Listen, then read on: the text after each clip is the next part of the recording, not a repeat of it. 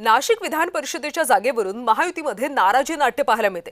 शिवसेना मंत्र्यांची आज एक महत्त्वाची बैठक आहे। नाशिकमध्ये भाजप बंडखोर गोकुळ गीते निवडणूक लढण्यावर ठाम आहे। नाशिकच्या जागेबाबत शिवसेना मंत्र्यांची भूमिका स्पष्ट होण्याची शक्यता आहे। आज संध्याकाळी नंदनवन निवासस्थानी शिवसेनेची बैठक बोलावण्यात आली आहे। एकनाथ शिंदे यांनी आता शिवसेनेच्या नेत्यांची बैठक बोलावली। भाजपचे बंडखोर गोकुळ गीते निवडणूक लढण्यावर ठाम आहेत। त्यांची मनधरणी करण्यात आली, मात्र अजून सुद्धा गोकुळ गीते लढण्यावर ठाम आहेत। त्यामुळे नाशिकबाबत शिवसेना मंत्री आज काय भूमिका स्पष्ट करतात ते पाहावे लागेल। आणि या संदर्भात आपण अधिकची माहिती घेऊयात। आमच्या प्रतिनिधी भाग्यश्री प्रधान सध्या आपल्यासोबत आहेत।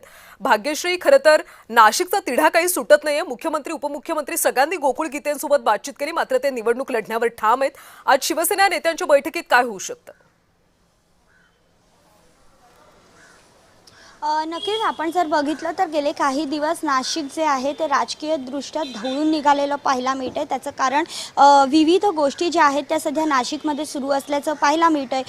कधी अंतर्गत वाद असतील महायुतीमधले, तर कधी अंतर्गत पक्षांमधले वाद असतील, हे सगळंच प्रत्येक वेळी बाहेर येताना पाहायला मिळतंय।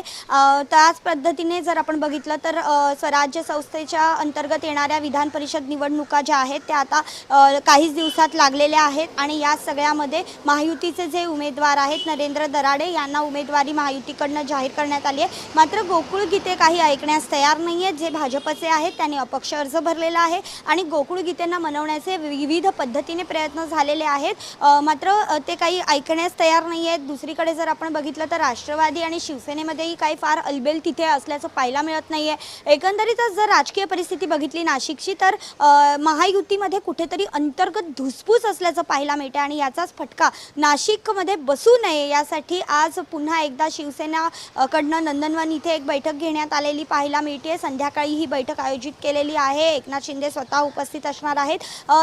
नाशिकचे सर्व नेते देखील या बैठकीसाठी उपस्थित असतील। त्यामुळे या बैठकीमध्ये नेमकी काय खलबतं होत आहेत, काय चर्चा होत आहेत आणि नेमके गोकुळ गीतेंना कसं मनवता येईल या संदर्भात काही रणनीती आखली जाते का, हे बघणं सगळ्यात महत्त्वाचं असणार आहे। कल्याणी, भाग्यश्री, त्यामुळे या बैठकीतून शिवसेना काही ठाम भूमिका घेते का हे पाहावं लागेल। धन्यवाद माहितीसाठी।